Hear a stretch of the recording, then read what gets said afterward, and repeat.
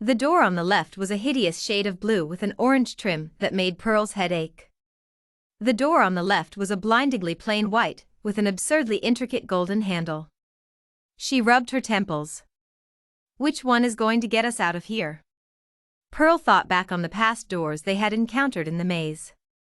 3 sets so far, like the legends had said, and each time Pearl had followed her gut and opened a door that led to more maze, and not certain death. If she was remembering the legends right, this was the final set of doors. The stakes were very high, and now she hesitated.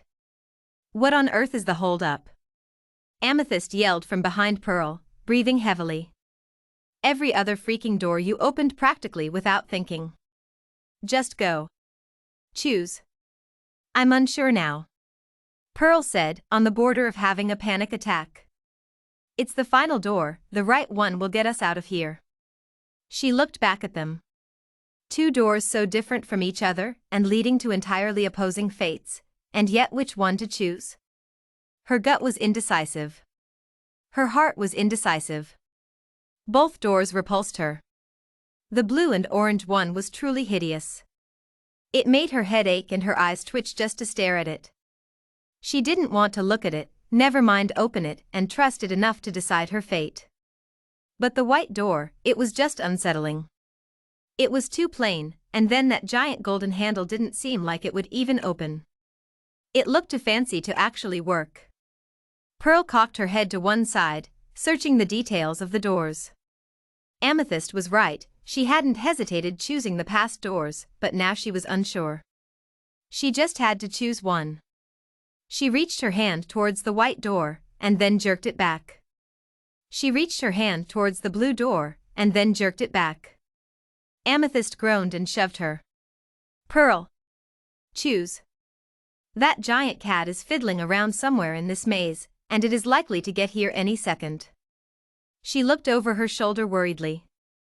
She had been running through the whole maze, like the mythical cat was directly in sight, despite the fact that they had not seen it or heard it the entire time.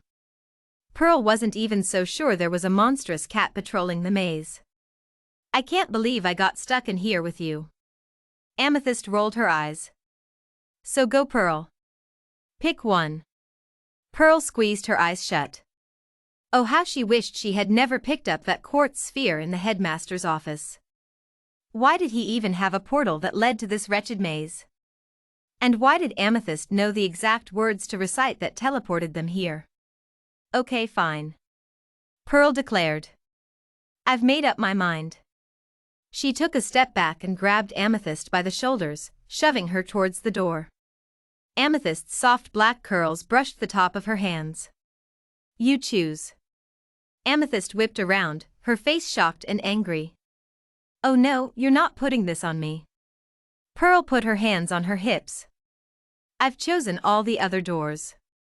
I've saved us from death 3 times now. And now it's your turn, Amethyst. Amethyst rolled her eyes. Fine. She whipped around on her heel. I'll just choose. Pearl saw her head bounce from door to door. Amethyst twisted a lock of hair around her finger. What's on the side of either door? Well, Pearl said, counting on her fingers, behind one door is certain, painful death. And behind the other is the way out of here. If I choose wrong, can't I just shut it and choose again? Amethyst looked over her shoulder at Pearl. Pearl thought for a moment. All the legends said would happen if you chose the wrong door was certain death. So she felt like that meant instantaneously opening the door would kill you. Plus, in other stories where people had to make life or death decisions, the consequences typically happened immediately.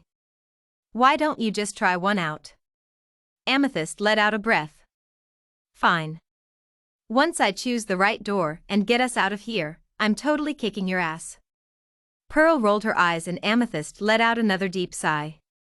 Slowly, she reached for a door, but was stopped by a distant meow. Pearl and Amethyst turned slowly, shell-shocked by the sound. They shared a single, terrified glance and then both lunged for the same door, the white one with the gilded handle. As soon as they opened it, they were met with an unbearable heat and distant screams. Shut it! Shut it! Amethyst shrieked. Pearl squeezed her eyes shut and forced all her body weight against the door. It thudded closed. Pearl and Amethyst sat panting for a second against the closed door. Pearl could still feel the heat from the fire on her face. The girls shared a weary glance. "At least we know we could shut the door," Amethyst said. Pearl almost chuckled, but the sound of a meow, that was getting closer now, sucked the joy out of her. "The other one," she yelled, and the girls swarmed the blue door, both jostling to grab the handle, until their 4 hands finally twisted it open, and they landed in a heap back in their headmaster's office, where they had been waiting for him.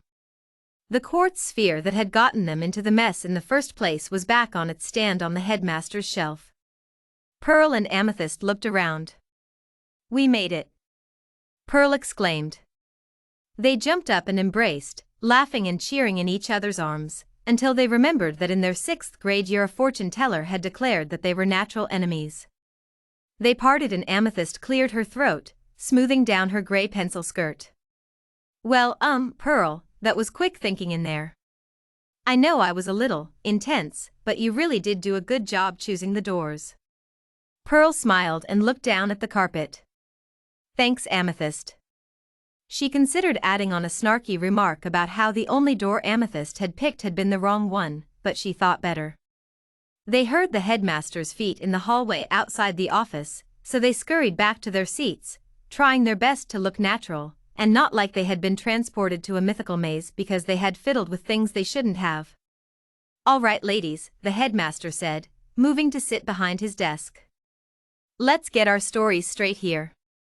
We can drop it, Professor Gold," Amethyst said suddenly. "I think Pearl and I can both admit that we were both a bit to blame, and that we aren't angry anymore." Amethyst looked over at Pearl, and she was surprised by how sincere her expression was.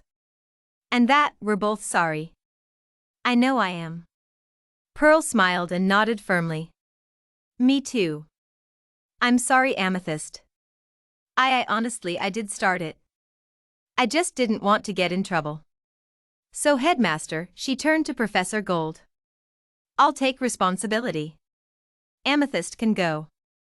Amethyst's eyebrows and Professor Gold's eyebrows were raised in surprise. The headmaster leaned back in his chair. "Well, honestly, girls, I don't think any intervention is needed. I'm glad you seem to have handled it yourself in the..." He looked at the clock in the wall, "the 2 minutes I left you alone in here." Amethyst and Pearl shared a funny look. "You're free to go." The girls stood and walked out of the office, pausing outside the door for a moment to look at each other. Amethyst crossed her arms, her typical snarky look spreading across her face. "Glad you admitted that you were the one to blame. I was totally innocent. And besides, you were the one who picked up the sphere to begin with, so like all of this in the end is really still your fault, Pearl." Pearl's face heated up instantly, but before she could even respond and say she had only taken the blame in front of the headmaster because Amethyst had been so kind, and that it was Amethyst who had said the riddle that activated the portal to the maze, Amethyst was already turning on her heel and walking away. "See you on our next adventure, Pearl," she called back, her heels clicking on the granite floor of the academy as she turned a corner out of sight. Pearl sighed and rolled her eyes. For a brief moment she had thought, or rather hoped, that the old Amethyst was back. The Amethyst that was sweet and funny and exciting, and didn't like to make Pearl feel stupid and useless. Pearl straightened her shoulders and adjusted her auburn hair that was piled on her head in 2 neat buns. One could only hope that things would turn around with Amethyst. But for now, at least Pearl had avoided getting in trouble at school.